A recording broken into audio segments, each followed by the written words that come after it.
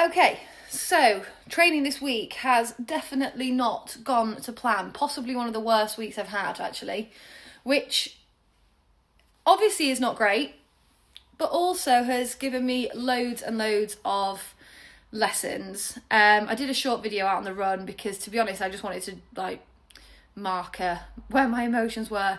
I was literally thinking, I can't do this. What have I signed up for? It's so far beyond my capability. I was about to cry. It was not a good run. It's not been a good week in general for training. But fortunately, I am a big believer in mindset, massive. And I'm not saying it makes it easy, but it does make finding a reframe a bit more possible. So I'm going to share with you a few of my little pointers, some lessons that I've learned this week, and hopefully how I'm going to combat it and have a better week next week. So I've taken the pressure off of Sunday. The thought of doing a 10-mile race against proper runners on Sunday makes me feel like I never want to put a pair of trainers on again. So I'm taking the pressure off, I'm not doing it. In an ideal world, within the next probably 3 days, I will get a 10-miler done myself on my own terms. I was hoping to have had that done yesterday. Didn't happen because everything ran on. Again, things are so busy, which is great. But this is where flexibility has to play a part. So that will be the goal, I think, about 3 days. Tomorrow, it's not going to happen. Sunday is possible, but depends on how the family commitments are. Monday will be tough, but if it gets to Tuesday, I might be able to prioritise doing it, even if it's in the middle of the day. But anyway, so first one is taking the pressure off of Sunday and breaking things down into more achievable bite-sized goals. So the things I've learned this week: 1, too much pressure, which has shut me down. I just did 3K and I struggled. I could have cried. It was awful. And it's not because I physically can't do it. It's just there's some kind of block going on. I'm definitely learning a lot about myself. And then let's look at the other things. So a couple of days ago, I did my first run with the running vest, and it's got a camel pack thingy in it, or running bladder, whatever you want to call it. So I did a first time running with that. First time trying to integrate gels. That was meant to be my long run this week. So failed. I epically failed on the run. Didn't get the distance. Had an absolute nightmare with the bloody camel pack thing. Basically, I'd somehow created a vacuum in it. So it worked for about 5 sips. And then I couldn't get anything out of it. I was mid-run. I was faffing around. Totally distracted. Couldn't focus on my breathing. Couldn't focus on anything other than how crap I am at running, actually. Then we added in the gels that I then couldn't open in the rain, had a mouthful. Ugh, not my cup of tea at all. They are so sweet. Made me feel a little bit sick, but I wasn't sick. So hopefully that will get easier the more I integrate them into training. But what I realised, I'd put all of these firsts in a run at the same time. First really long solo run, first time with the vest, first time with the camel pack, first time with the gel thingies. Literally, if it was in horse world or business world, I would be like, you have set yourself up to fail. And that's what I have realised I've done this week. I am literally set up to fail. The preparation's not good enough.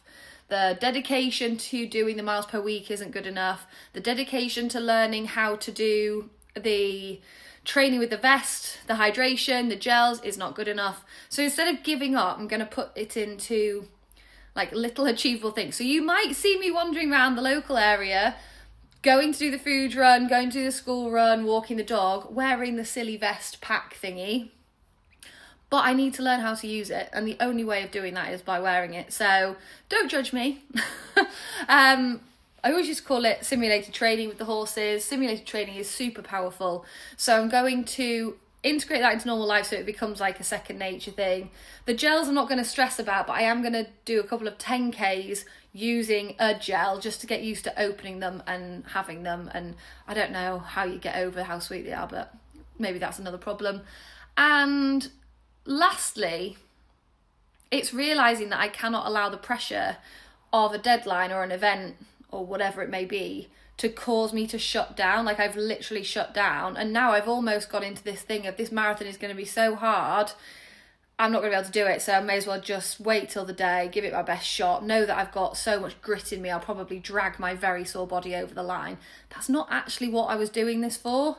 So instead, I'm going to do small compoundable habits and hopefully get myself back on a positive track.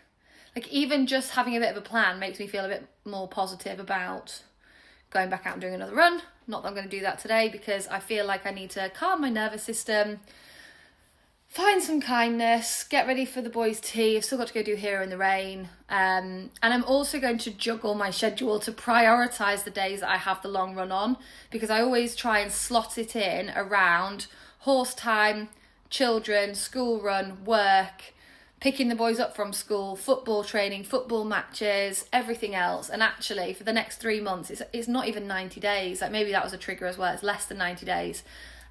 This has to move up the priority list, and if I have to allocate a couple of hours for running in a daytime, then maybe that is what I have to do. I'm more than happy to pick up calls, emails, and any other admin at whatever time of day. I'm not bothered about that because I'm a bit obsessed with work anyway. I'd much rather be working than running.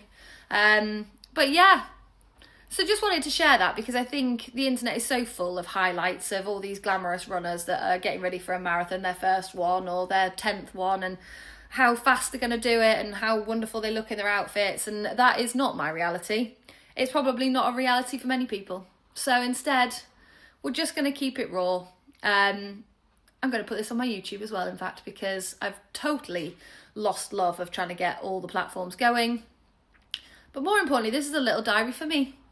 And you can't tell right now because I've got a blanket on it, but I am sat on my new chair, which is very exciting because it signifies the start of a very exciting chapter for my, what do you call it, online journey? Online? Talky, chatty, maybe with a cup of tea, maybe with some guests, who knows? But yeah, so trying to find the positives, and I hope that that inspires somebody else to do the same. If you've had a rubbish day or a rubbish week or a rubbish month so far, it doesn't have to frame the rest of everything. Be kind to yourself. Find some actionable small steps so that you just tiptoe forward, you don't go stagnant, you don't get upset and burst into tears as you're running around in the rain, or whatever the equivalent is. And yeah, try and find supportive people that can help you achieve your goals. And you can always join my little communities online. I'm on all the platforms at the minute: Instagram, TikTok, LinkedIn, YouTube, the whole shebang, Facebook. Yeah, so come and join me. And hopefully you can enjoy the journey of trying to get to the 26.2 miles in less than 90 days. But anyway, I'm glad we've had a little chat, because I actually feel better anyway. I've got a plan. Tomorrow's a new day. Speak soon.